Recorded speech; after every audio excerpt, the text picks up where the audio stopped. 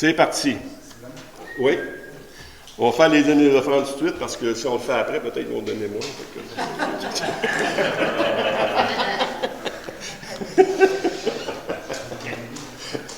On va prier. Seigneur Dieu,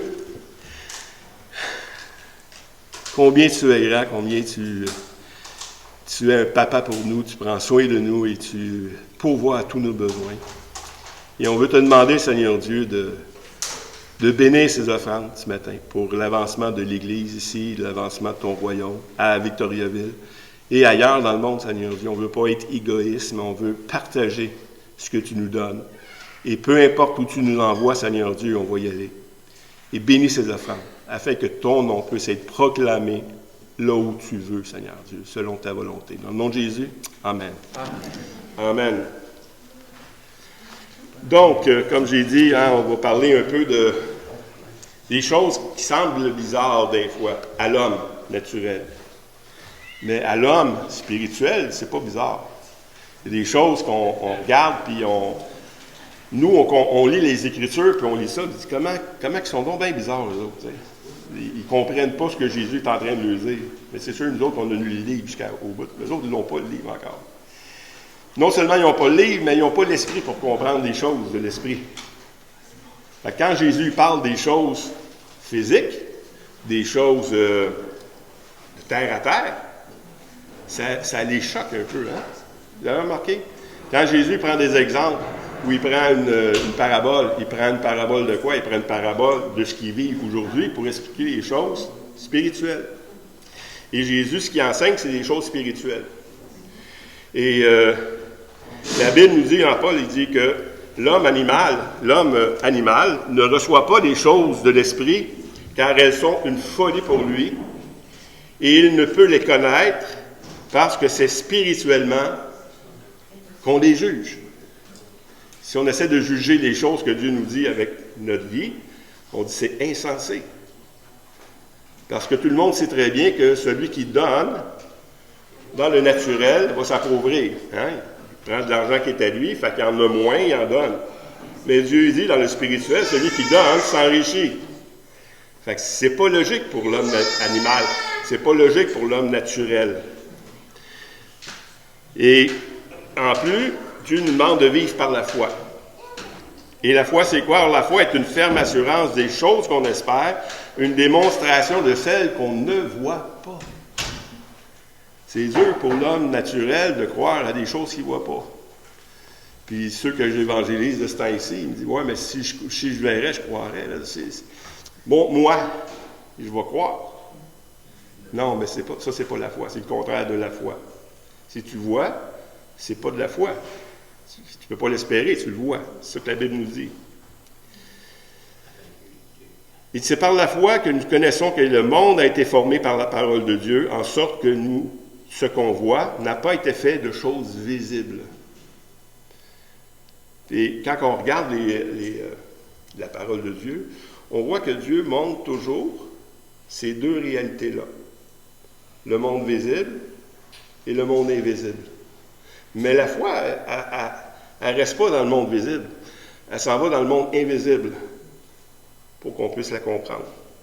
Puis un coup qu'on l'a compris, elle se manifeste dans le monde visible. Est-ce que c'est du chinois que je suis en train de dire, non? OK. Mais je vous garantis qu'on dit ça à quelqu'un qui ne connaît pas la parole, pour lui, c'est du chinois. D'ailleurs, Jésus, comme j'ai dit tantôt, Jésus a dit des choses que beaucoup de ses disciples ont parti cette journée-là. Il dit, celui qui mange ma chair et boit mon sang à la vie éternelle, et je le ressusciterai au dernier jour, car ma chair est vraiment une nourriture, et mon sang est vraiment un breuvage. Plusieurs de ses disciples, après l'avoir entendu dire, ces paroles sont dures, qui peut l'écouter? C'est l'esprit qui vivifie, Seigneur dit. La chair ne sert à rien. Les paroles que je vous dis sont esprit et vie. Même après avoir expliqué, dès ce moment, plusieurs des disciples se retirèrent et s'en allèrent. N'allèrent plus avec lui. Hein? Parce que c'est compliqué, c'est compliqué ton affaire. Tu sais, si tu parles des choses, dur. Nous autres, on essaie de le comprendre, mais c'est spirituellement. Ils ne comprennent pas que c'est spirituellement. Et j'ai beaucoup de versets, mais je vais essayer de faire ça vite pareil. Je vais sûrement en sauter quelques-uns. Mais on va voir dans l'Évangile de Jean, chapitre 4. L'Évangile de Jean, chapitre 4. On va essayer de voir un peu des choses. On voit dans Jean 3, avec Nicodème, quand Nicodème il dit il faut que vous naissiez de nouveau. Il ne comprend rien. Là. Il faut que vous naissiez de nouveau. Là, il pense charnellement. Il pense charnellement dans Jean 3 en disant il faut que je rentre dans le ventre de ma mère, tu sais, puis je naisse de nouveau. C'est impossible, ça ne se fait pas. C'est illogique pour le faire. Mais il parle spirituellement. Nous, on le comprend. Mais après cet épisode-là, on tombe avec l'épisode de la Samaritaine. On en a parlé un peu la semaine passée, très brièvement, par Ruth donnait son témoignage. Et on a vu la semaine passée. Tu leur donnes pas la semaine prochaine. OK. Jean 4, verset 3. On va commencer au verset 3 à 5 pour commencer. Alors, il quittait la Judée pour retourner en Galilée. Comme il fallait qu'il passât par la Samarie. Il arrêta dans une ville de Samarie, nommée Sichar, près du champ de Jacob, que Jacob avait donné à Joseph, son fils. Alors, on voit que Jésus, il s'en va à Jérusalem, mais il faut qu'il arrête en Samarie. On le voit à la fin de l'Évangile aussi, je pense que c'est l'Évangile de Matthieu, ou Marc, peu importe. Il faut qu'il passe la même chose, il faut qu'il s'en aille à Jérusalem, mais il faut qu'il dort. Il dit à ses disciples, allez me préparer une place à Jérusalem, à Samarie, pour qu'on puisse y passer la nuit, puis après ça, on va aller à Jérusalem. Puis les Samaritains ont refusé de recevoir Jésus. Après cet événement-là. C'est quand même quelque chose. L'Évangile était prêché, il y a des gens qui ont cru. Puis quand les disciples sont allés pour écouter, quand Jésus il a voulu passer pour dormir chez eux, ils ne l'ont pas reçu. Parce qu'ils s'en allaient à Jérusalem, la parole de Dieu le dit. Fait que la Samarie, c'est sur un plateau, c'est sur des montagnes, et puis c'est un peuple assez divisé, c'est un peuple qui était, dans le temps de Jésus, les Samaritains étaient moitié juifs et moitié gentils, ça veut dire non juifs. Cette race est apparue après la captivité syrienne du royaume du Nord d'Israël en 721 avant Jésus-Christ. Les Samaritains sont issus d'un mariage entre des parties de la nation d'Israël demeurés sur place et les occupants assyriens. Ça veut dire qu'il y a eu des mélanges entre les Juifs puis les gentils, et puis ça a donné les Samaritains. Les Samaritains ne sont pas tous méchants. On a l'histoire du bon Samaritain. Donc, il y en a des bons Samaritains. Mais c'est pour démontrer comment est-ce que, quand Jésus vient là, il est confronté à quelque chose. Les Samaritains avaient quand même quelque chose, une connaissance des Écritures. Il y avait les 5 premiers livres de la Bible, qui avaient leur propre copie des Écritures. Et il exerçait la foi d'une manière différente des Juifs. On va le voir un petit peu plus tard. Versets 6 à 9. Là se trouvait le puits de Jacob. Jésus, fatigué du voyage, était assis au bord du puits. C'était environ la 6e heure. Une femme de la Samarie vient puiser de l'eau. Jésus lui dit, « Donne-moi à boire, car ses disciples étaient allés à la ville pour acheter des vivres. » La femme samaritaine lui dit, « Comment, toi qui es juif, me demandes-tu à boire, à moi, qui est une femme samaritaine? » Les Juifs, en effet, n'ont pas de relation avec les Samaritains. On voit déjà qu'il y a un conflit là-bas, là. Mais les Juifs sont dans un conflit et les Samaritains sont aussi dans un conflit. C'est ça qu'on va voir. Il y avait la Torah, puis ils pratiquaient les choses. Versets 10 à 15. Jésus lui répondit, « Si tu connaissais le don de Dieu, si tu connaissais le don de Dieu, il pouvait dire ça même aux Juifs, puis il pouvait dire ça aux Samaritains aussi. Parce que si tu connaissais, vient de ce qui est écrit, de Moïse. Moïse a écrit de lui. Fait que si tu le connaissais, lui, si tu le connaissais, et qui est celui qui te dit « Donne-moi à boire », tu lui aurais toi-même demandé à boire, il t'aurait donné de l'eau vive. « Seigneur, lui dit la femme, Tu n'as rien pour puiser, le puits est profond. D'où aurais-tu donc cette eau vive? Es-tu plus grand que notre père Jacob, qui nous a donné ce puits et qui en a bu, lui, et qui en a bu lui-même, ainsi que ses fils et ses troupeaux? Jésus lui répondit, quiconque boit de cette eau aura encore soif, mais celui qui boira de l'eau que je lui donnerai n'aura jamais soif. Et l'eau que je lui donnerai deviendra en lui une source d'eau qui jaillira jusque dans la vie éternelle. La femme lui dit, Seigneur, donne-moi cette eau afin que je ne vienne plus puiser ici. Elle est encore dans la chair. Elle est incapable de comprendre ce que Jésus est en train de lui dire. Il dit, si tu connaissais, je te donnerais de l'eau. Puis cette eau-là, ça te donnerait une vie jusque dans l'éternité. Ça te nourrirait pour l'éternité. Mais elle est encore dans le physique. Elle n'est pas dans le spirituel, elle est dans le charnel. Tu dis, tu vas me donner de l'eau, mais tu n'as rien pour puiser, premièrement. Tu me demandes de l'eau à moi parce que tu n'as rien pour puiser, mais là, toi, tu me donnerais de l'eau. L'eau que je vais te donner, ça va être infini. C'est pas une eau que tu bois, puis c'est fini après. Ça va produire quelque chose. La femme ne comprend pas au spirituel, elle pense encore au charnel. Donne-moi cette eau, afin que je n'ai plus soif et que je ne vienne plus puiser ici. C'est un besoin. Elle avait un besoin, cette femme-là, parce qu'elle avait un besoin dans sa vie. Le besoin dans sa vie, c'est honteux. Ce qu'elle a fait, ce qu'elle vit, et puis d'aller vers les Juifs, aller se mêler avec les autres, pour elle, c'est honteux. Fait que donne-moi de l'eau, comme je ne viendrai plus ici. Je vais être tranquille, je vais être dans ma petite bébelle. Mais souvent, nous, on fait la même chose. Il a dit ça à Nicodème, si un homme naît de nouveau, ne peut voir le royaume de Dieu. Nicodème lui dit, comment un homme peut-il naître de nouveau? Bonne question. Comment un homme peut-il naître de nouveau? Puis Nicodème, il pose la question 2 fois, à 2 reprises. Comment qu'on fait ça? Il faut que tu naisses de nouveau. OK?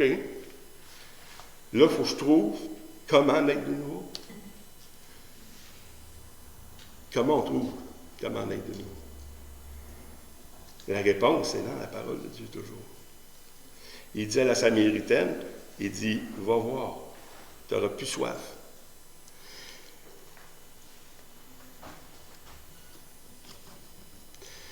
Versets 16 à 19. Va, lui dit Jésus, appelle ton mari et viens ici. La femme lui répondit, je n'ai point de mari. Jésus lui dit, tu as raison de dire tu n'as point de mari, car tu as eu 5 maris. Et celui que tu as maintenant n'est pas ton mari. En cela, tu as dit, vrai Seigneur, lui dit la femme, je vois que tu es prophète. Il y a quelque chose qui s'est passé dans son naturel qui a commencé à allumer quelque chose dans le spirituel. Ça lui a donné une révélation. La chose que tu fais me révèle quelque chose sur Dieu, me révèle quelque chose sur toi. Je vois maintenant que tu es un prophète. Hein? C'est la même chose que ce que Paul dit aux Corinthiens.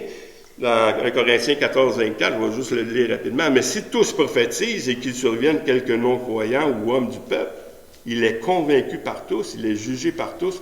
Les secrets de son cœur sont dévoilés, de telle sorte que, tombant sur sa face, il adorera Dieu et publiera que Dieu est réellement au milieu de vous. Jésus a donné une prophétie. Il a révélé quelque chose, une parole de connaissance à cette femme-là qui l'a allumée. Paul, il dit la même chose. Quand il y a des paroles de connaissance qui sont données, ça produit quelque chose. Ça allume le spirituel. Ça allume quelque chose dans le spirituel. La femme, voyant que Jésus était prophète, il pose une question, verset 20. « Nos pères ont adoré sur cette montagne, et vous dites, vous, que le lieu où il faut adorer est à Jérusalem. » Conflit. Je vais faire entrer Jésus dans mon conflit. Nous, les Samaritains, on a un conflit avec les Juifs. Les Samaritains disent qu'il faut adorer sur les montagnes. Et les Juifs disent, c'est à Jérusalem qu'il faut adorer. Tu es un prophète, dis-moi là. Il y avait un problème. Mais le problème vient de l'idolâtrie. Le problème vient de ce on reçoit quelque chose et on veut continuer dans ces choses-là. On va continuer à adorer sur des montagnes. Un peu comme le peuple d'Israël voulait continuer à adorer le serpent d'airain sur la perche. Les Juifs, les Samaritains, c'est quelque chose qui est arrivé à un moment donné. Bon, ben Moïse, il a rencontré Dieu sur la montagne, il allait offrir son fils sur la montagne. Abraham est allé offrir son fils sur la montagne. Il y a des choses qui se passent sur la montagne tout le temps. Fait que là, on va aller adorer sur la montagne. À un moment donné, on s'aperçoit qu'on veut continuer ces choses-là. C'est là qu'est Dieu. Et puis, pourtant, la parole de Dieu est claire.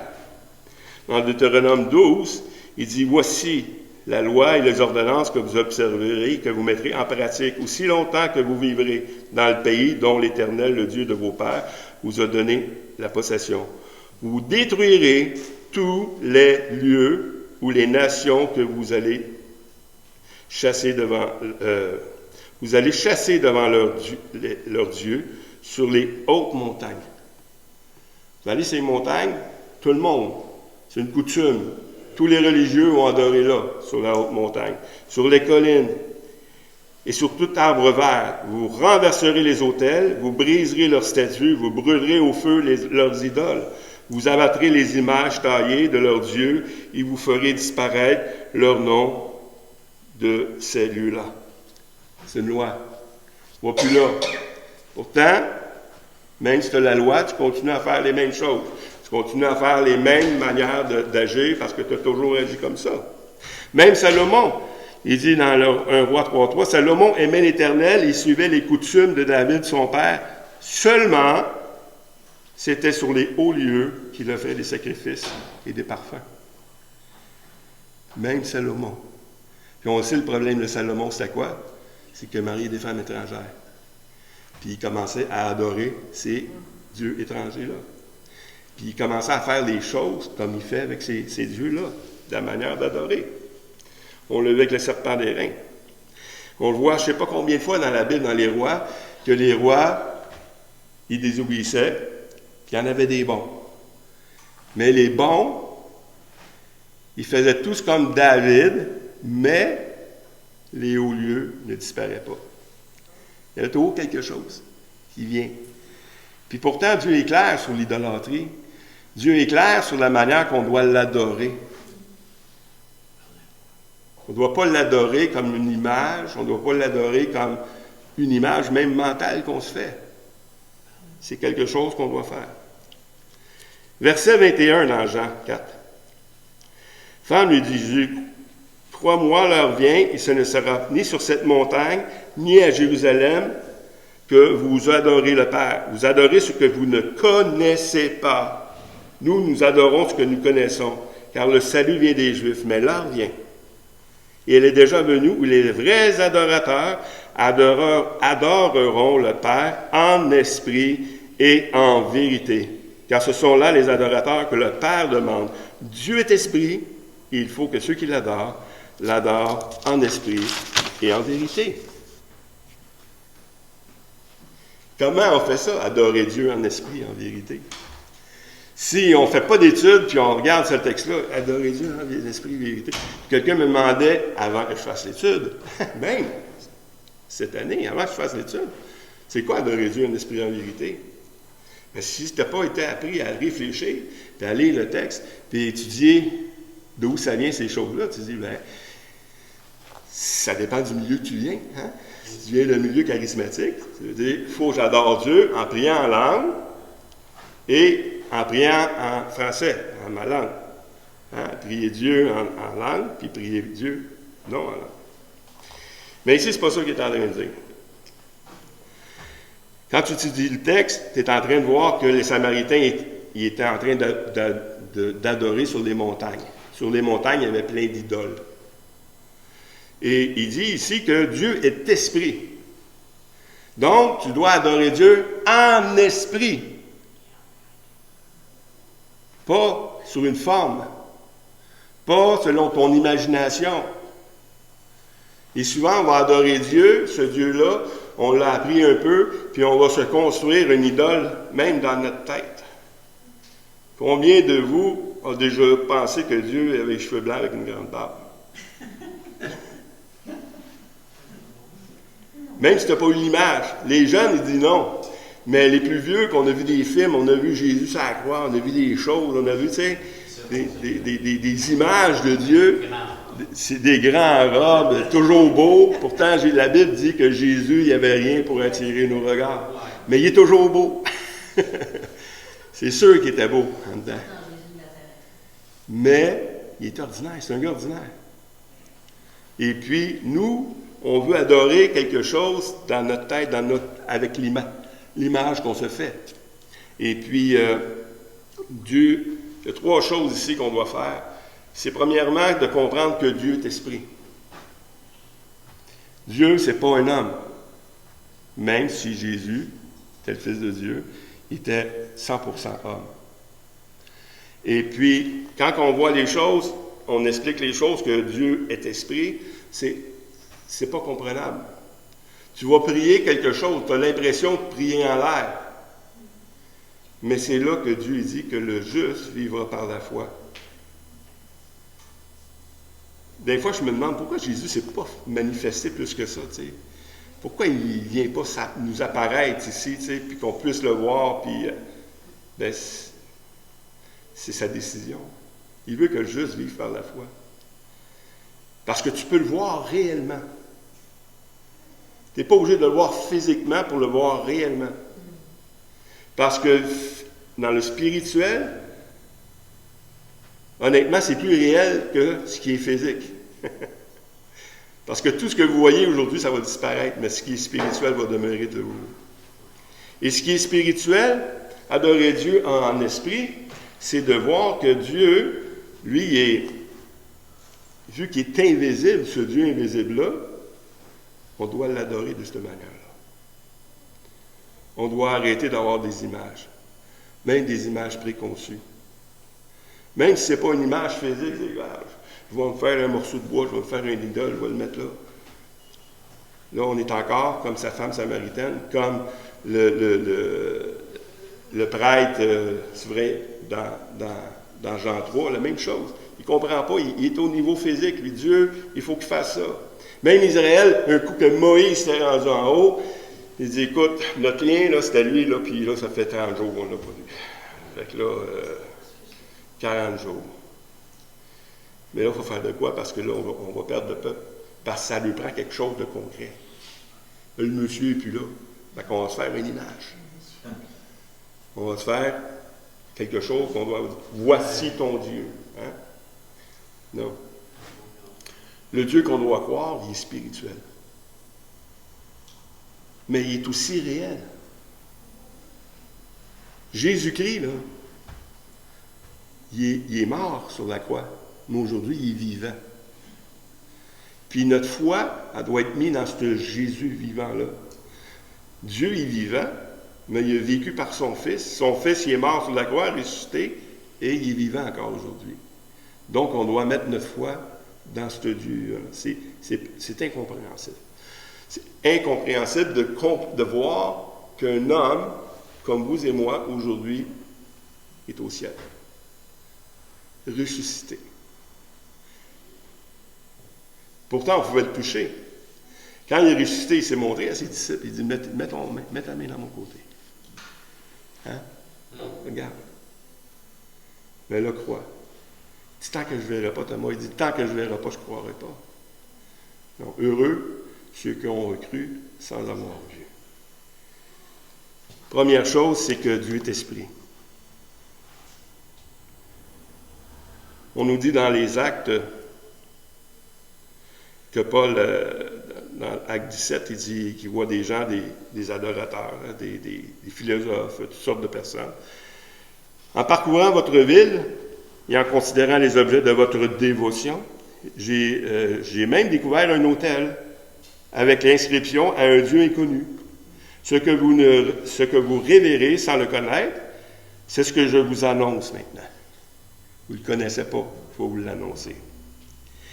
Et plus loin, il dit, ainsi donc, étant la race de Dieu, nous ne devons plus croire que la divinité soit semblable à de l'or ou de l'argent, ou de la pierre sculptée par l'art et l'industrie de l'homme.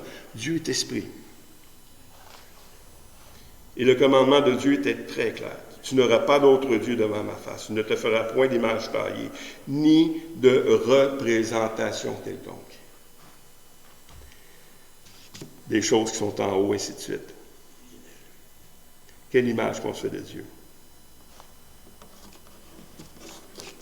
Il y a des choses qu'on peut voir Dieu sans, qui, même dans le physique, le Dieu s'est servi même de la création en disant que, en effet, les perfections invisibles de Dieu, sa puissance éternelle et sa divinité se voient comme à l'œil nu depuis la création du monde, quand on les considère dans ses ouvrages. Ils sont donc inexcusables. Puisqu'ayant connu Dieu, ils ne l'ont point glorifié comme Dieu, ils ne l'ont point rendu grâce, mais ils se sont égarés dans leur pensée et leur cœur, sans intelligence, a été plongé dans les ténèbres.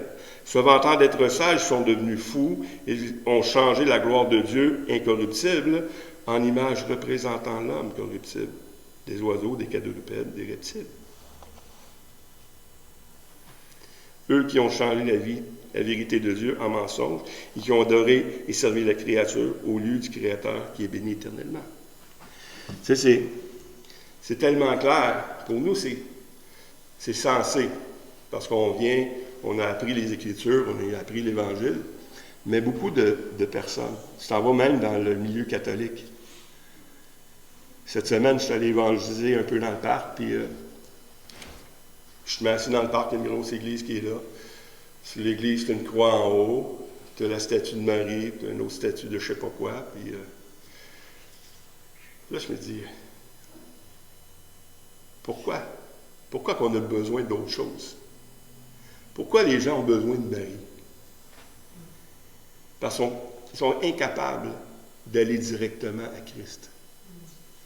Parce que c'est spirituellement qu'on le saisit, Christ. Dieu est esprit. Jésus, aujourd'hui, on l'adore en esprit. On l'adore de la même manière. On n'a pas besoin de passer par quelqu'un d'autre. On a besoin, encore les catholiques ont besoin de cette image-là. L'image d'une mère. Qu'elle, si on lui demande à elle, Jésus, là, il ne peut pas rien refuser à lui. Là. À elle, tu sais. Fait que si elle lui demande, elle va l'écouter. C'est juste c'est ça. Au lieu d'y aller direct, une ligne directe. Donc, il faut faire attention. Pour nous, c'est drôle, mais en même temps, dans nos manières de faire les choses, c'est facile de tomber dans l'idolâtrie. La manière qu'on fait les choses dans l'Église, la manière qu'on adore, la manière même qu'on prie, on devient religieux. Il faut retourner à la parole de Dieu. C'est pour ça qu'on va prendre des cours, puis on va s'informer ces choses-là, puis on va essayer de faire les choses selon l'Esprit, renouvelé par le Saint-Esprit. Donc, Dieu est esprit, il faut qu'on l'adore en esprit. Donc, on doit le prendre comme il est. Si un homme est né de nouveau, il peut, en Nicodème, il dit, si un homme ne naît de nouveau, il ne peut voir le royaume de Dieu. Donc, c'est quand tu nais de nouveau, que là, il y a quelque chose qui se produit, et puis là, tu commences à voir. Nicodème, il s'est posé la question, comment je vais naître de nouveau? Bien, c'est pas toi qui vas naître de nouveau, c'est Dieu qui va te faire naître de nouveau. C'est là qu'on doit comprendre que Dieu va agir. C'est lui qui fait l'œuvre. Nous, là, on a juste à s'approcher. Hein? Puis en s'approchant, Dieu fait l'œuvre. Si moi, j'essaie de comprendre ces choses-là, si j'essaie de naître de nouveau, là, quand même que je veux bien fort, là, si Dieu ne me révèle rien, je ne peux rien comprendre. Et puis, on le voit tout au long des Écritures, et on doit l'adorer en esprit. Donc, comment on va adorer Dieu en esprit si on ne comprend pas les choses de l'esprit? On va adorer Dieu en esprit si nous-mêmes on est réveillés en esprit. Dans 1 Corinthiens 12, 11, « Lequel des hommes, en effet, connaît les choses de l'homme si ce n'est l'esprit de l'homme qui est en lui? De même, personne ne connaît les choses de Dieu si ce n'est l'esprit de Dieu. » Tu ne peux pas. Impossible. Donc, si tu as une révélation, si tu as une connaissance, si tu as vraiment une illumination de quelque chose, c'est que Dieu te l'a donné.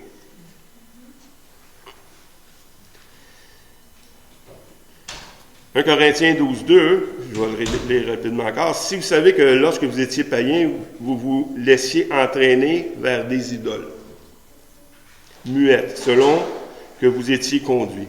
C'est pourquoi je vous déclare que nul, s'il parle par l'Esprit de Dieu, ne dit Jésus est anathème, et que nul ne peut dire Jésus est le Seigneur, si ce n'est par le Saint-Esprit. Le Saint-Esprit fait toute l'œuvre. Il t'allume, il te réveille. Pourquoi je dis il t'allume et il te réveille? Parce qu'honnêtement, on était morts. Spirituellement, avant d'avoir la vie, on était quoi?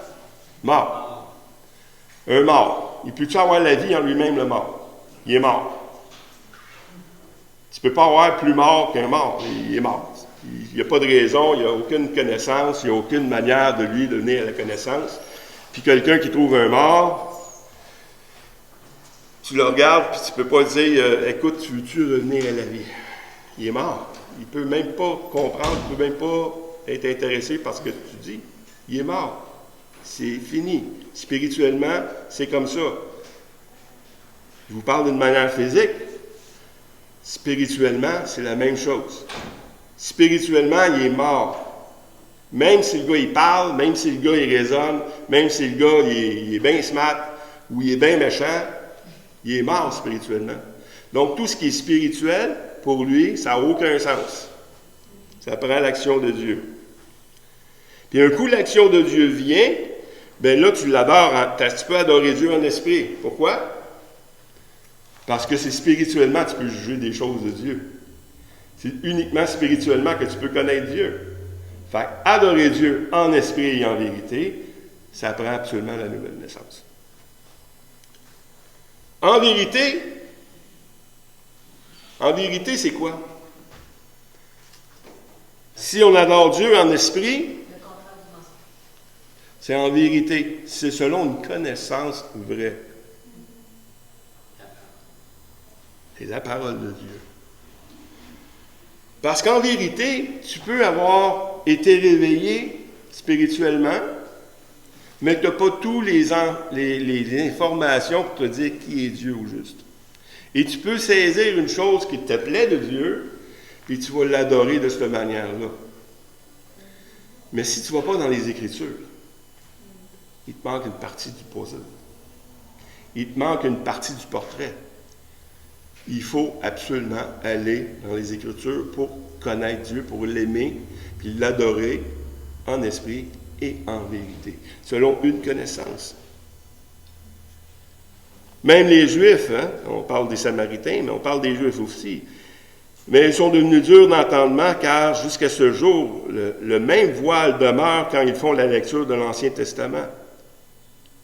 Quand ils font la lecture de l'Ancien Testament, on dit « Oui, mais ça prend les Écritures. » Oui, mais ça prend la nouvelle naissance et ça prend les Écritures pour adorer Dieu en esprit et en vérité.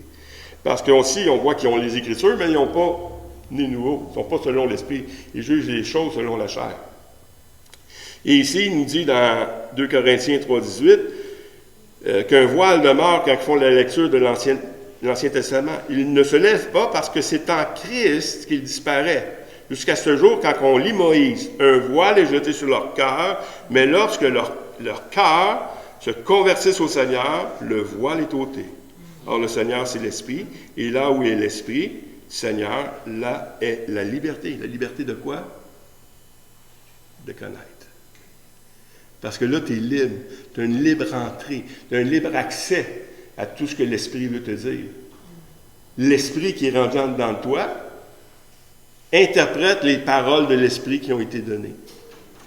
Puis c'est en communion avec l'Esprit de la parole de Dieu que tu commences à grandir. Et il nous dit que nous tous qui, le visage découvert, contemplons comme dans un miroir la gloire du Seigneur, nous sommes transformés à la même image de gloire en gloire, comme par le Seigneur l'Esprit. Et ça, encore une fois, je vais revenir encore un peu sur la précision que c'est Dieu qui fait l'œuvre. Personne ne peut se changer lui-même. Jésus il dit que toutes choses m'ont été données de mon Père et personne ne connaît le Fils si ce n'est le Père et personne non plus ne connaît le Père si ce n'est le Fils et celui à qui le Fils veut le révéler. Comment tu vas adorer quelque chose que tu connais pas? Le Fils fait connaître le Père. C'est son action à lui. Il te le fait connaître. Jean 5, 21, Jean, il parle beaucoup de ces choses-là. Car comme le Père ressuscite les morts et donne la vie, ainsi le Fils donne la vie à qui il veut. Ça nous dérange un peu. Parce qu'il est Seigneur. Et la connaissance, or la vie éternelle, c'est qu'il te connaisse, soit le seul vrai Dieu. Il faut finir avec les conclusions. Donc, on a vu que comment qu'on peut adorer Dieu en esprit et en vérité. Tu ne peux pas l'adorer si tu n'es pas né de nouveau. Puis la manière de naître de nouveau, c'est Dieu qui te le donne. Il te donne de naître de nouveau, mais toi, après, tu dois travailler à le connaître davantage. C'est pour ça qu'il dit, cherchez. Cherchez premièrement le royaume de Dieu et sa justice. Toutes ces choses-là vous sont données par-dessus. Faites tous vos efforts. Combien d'exhortations qui nous est données de vivre en Église, puis de s'encourager continuellement à le connaître davantage. Et plus on va le connaître, plus on va l'aimer. Plus on va l'aimer, si on veut le connaître, on n'aura plus besoin des idoles. On n'aura plus besoin de cette fausse représentation de Dieu qui est là. Puis on peut l'adorer vraiment en esprit, en vérité. Bien, la première chose, pour la conclusion, c'est que Dieu doit changer nos cœurs. Le problème de l'homme, c'est un problème de cœur. J'ai vu beaucoup d'histoires, j'ai entendu des histoires drôles aussi, et puis qui disaient que, ouais, mais non, mon problème, moi, c'est mes yeux. Mon problème, moi, c'est vraiment mes mains. Tu sais, si je ne prends pas, je ne suis pas heureux. Non. Ton problème, c'est ton cœur. Et Dieu doit absolument changer ton cœur. Pourquoi? Parce que Dieu dit que mes pensées ne sont pas vos pensées et mes voix ne sont pas vos voix. Autant les cieux sont élevés au-dessus de la terre, autant mes voix sont élevées au-dessus de vos voix. Mes pensées au-dessus de vos pensées. Donc, le cœur, c'est quoi? C'est le siège de nos pensées, de nos émotions, de ce qu'on connaît. On est encouragé constamment. Dans Ézéchiel, il dit une chose, c'est de là que la promesse vient. Je leur donnerai même cœur. Je mettrai en vous un esprit nouveau. J'ôterai de votre corps le cœur de pierre et je leur donnerai un cœur de chair, afin qu'ils me suivent, qu'ils suivent mes ordonnances et qu'ils observent mes pratiques, mes lois. Et ils seront mon peuple, et je serai leurs Dieu. Mais pour ceux dont le cœur se plaît dans leurs idoles et à leur abomination, je ferai retomber leurs œuvres sur leur tête. Dieu, même dans le passage de la promesse que Dieu va changer nos cœurs, il nous parle encore de l'idole. Pourquoi que Dieu va donner un nouveau cœur? Pour le connaître comme il faut, comme on a dit tantôt. La même chose. La promesse est venue parce qu'Israël n'était pas capable d'adorer Dieu sans idolâtrie. Fait qu'il fallait qu'il chasse l'idolâtrie. Comment que Dieu va chasser l'idolâtrie chez l'homme? En lui donnant un cœur nouveau. Il va lui donner un cœur nouveau. C'est ça qu'on appelle la nouvelle naissance de Nicodème. Et l'Éternel, dans Deutéronome, l'Éternel, ton Dieu, circoncira ton cœur et le cœur de ta postérité, et tu aimeras l'Éternel, ton Dieu, de tout ton cœur, de toute ton âme, afin que tu vives. La circoncision, elle vient pour qu'on puisse aimer. Comment on aimer Dieu? En esprit et en vérité? Par la circoncision du cœur. Et le cœur changé, bien, il va changer nos habitudes également. Hein? Si vraiment ton cœur est changé, ton comportement va suivre ce que ton cœur est. Et puis c'est là que Paul y embarque, et Jean également, surtout dans ses lettres, Jean. Nous avons donc été ensevelis avec lui par le baptême de sa mort, afin que comme Christ a ressuscité des morts par la gloire du Père, de même, nous aussi, nous marchions en nouveauté de vie. Il faut que tu naisses de nouveau, une nouvelle vie. Et puis cette nouvelle vie-là, ben, elle doit se manifester même si c'est spirituellement, même si tu ne le vois pas dans ton corps, même si tu ne vois rien encore qui a changé dans ta vie, spirituellement, tu es parfait. Créé selon Dieu. Mais non, écoute, regarde-moi là. Mais non, tu es parfait. Parce que tu dois te juger maintenant selon Dieu, selon l'Esprit. Tu dois adorer Dieu en esprit et en vérité, puis tu dois te connaître maintenant ce que tu es créé maintenant nouveau. Puis nouveau, maintenant, ce que tu es parfait. Même si tu es rendu à 102 ans, plus de dents dans la bouche, puis tu es parfait. Tu es parfait. Et puis, la nouveauté de vie, la vraie vie là, que Dieu nous a donnée, maintenant, elle est là. Et moi, je dois apprendre à rentrer, à me conformer à cette nouvelle vie-là. Parce que c'est elle, la réalité. Ce que je suis maintenant, ce n'est pas la réalité.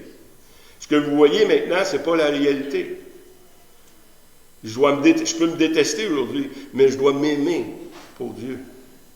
Je peux détester mes amis, je peux détester ceux qui sont alentour de moi à cause des choses qu'ils font, mais je dois les aimer. C'est pour ça que Dieu dit « Aimez vos ennemis ». Jugez pas selon la chair, jugez selon l'esprit. Vivez selon l'esprit, parce que c'est à ça que Dieu nous demande d'agir. D'adorer Dieu en esprit et en vérité. Comment on va le prouver qu'on l'aime à Dieu? On a beau y chanter des belles paroles, Dieu va dire « Ce peuple m'honore des lèvres, mais son cœur est éloigné de moi ». Ce n'est pas en y chantant des belles paroles, et en disant des belles choses. C'est en vivant des belles choses. C'est en vivant selon la nouvelle créature que Dieu a créée. Jean, le spécialiste, il dit, si quelqu'un dit « j'aime Dieu » et qu'il hait son frère, c'est un menteur. Ça, c'est clair?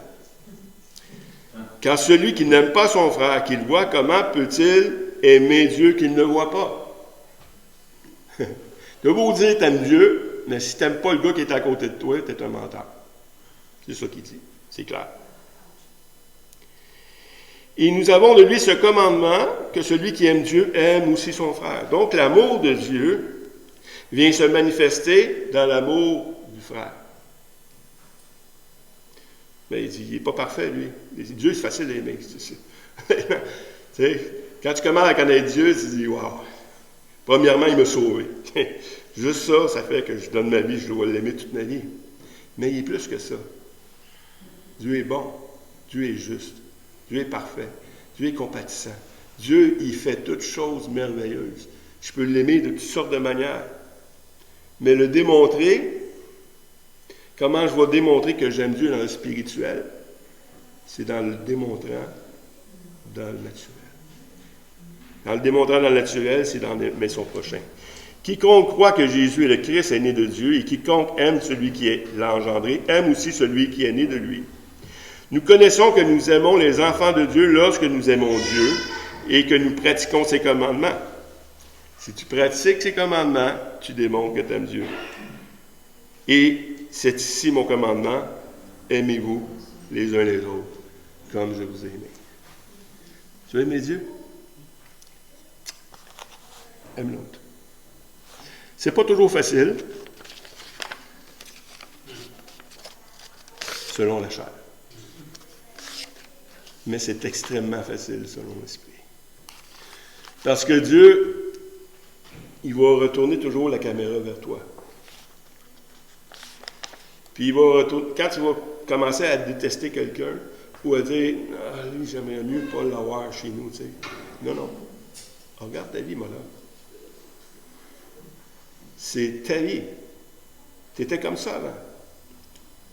Puis si tu n'as pas permis, si tu as permis que je te change, lui ici doit apprendre à changer. Puis c'est en l'aimant qu'il va changer. Puis en l'aimant, automatiquement, tu vas être capable d'adorer Dieu en esprit et en vérité. Parce que c'est ça la vérité. En esprit, en vérité, pour de vrai. On peut dire j'aime Dieu, puis c'est pas vrai. C'est un menteur. Il faut l'aimer en esprit et en vérité. Et probablement, je vais continuer sur cette lignée-là la prochaine fois, sur l'amour. Parce que l'amour, selon les Écritures, c'est la voie par excellence. Tu ne peux pas tromper. Tu peux faire plein de choses, tu peux imaginer plein d'affaires, mais si tu marches dans l'amour, la Bible nous dit que tu ne peux pas te tromper. Fait que si tu veux adorer Dieu en esprit et en vérité, tu dois aimer. Tu dois être né de nouveau. Tu dois avoir laissé Dieu te transformer. Puis comment on fait ça? C'est uniquement par la parole de Dieu. Fait que lisons notre parole. Continuons à avoir ce temps de communion ensemble. Puis à être transformés par Dieu. Parce que la transformation, c'est déjà fini, mais la transformation, ce n'est pas quelque chose qui se fait d'un coup. Oui, à la nouvelle naissance, ça se fait d'un coup. Mais toute ta vie, tu vas travailler à ton salut. Il va falloir que tu te mettes devant Dieu. Il va falloir que tu te présentes devant lui régulièrement. Puis, tu vas être transformé comme par le Seigneur, constamment. C'est une promesse qu'il a faite, puis on doit y aller. Mais on remet tout ça à Seigneur parce que, honnêtement, Dieu veut qu'on l'adore en esprit et en vérité. Pour de vrai. Pas juste le dimanche matin. Tous les jours. Et puis c'est une pratique qu'on doit cultiver constamment. Puis cette pratique-là, on a besoin les uns des autres pour la vivre vraiment. Fait qu'on prie. Seigneur Dieu, merci pour ton esprit premièrement, qui est venu en dedans de nous, qui est venu nous donner cette vie nouvelle. Sans toi, Seigneur Dieu, c'est impossible de te connaître. Nul ne peut voir Dieu, nul ne peut te connaître. Ta parole est claire, tu as tout fait pour nous. Non seulement tu le fais, mais tu es venu nous donner la vie à nous qui y étions morts. Et par cette vie nouvelle, on veut t'adorer, Seigneur. On veut vraiment te glorifier. Quand ton nom est glorifié, mon âme est rassasiée. Sois glorifié par ma vie, par la vie de mes frères, mes sœurs, par la vie de l'Église. Parce que ton Église, c'est ton corps. Et ton corps doit te glorifier dans ce monde de ténèbres, ce monde qui est perdu, ce monde qui ont tellement besoin de toi, Seigneur, qui ont besoin tellement de cette connaissance. Viens nous donner cette flamme pour les âmes perdues, afin qu'on puisse témoigner de ta parole, afin qu'ils puissent être réveillés, enfin, de ce long sommeil, et qu'ils puissent ouvrir les yeux et te connaître, toi, pour de vrai. Pour de vrai, Seigneur Dieu, parce que c'est assez les religions, Seigneur. C'est assez de vivre une religion qui est sans aucun sens.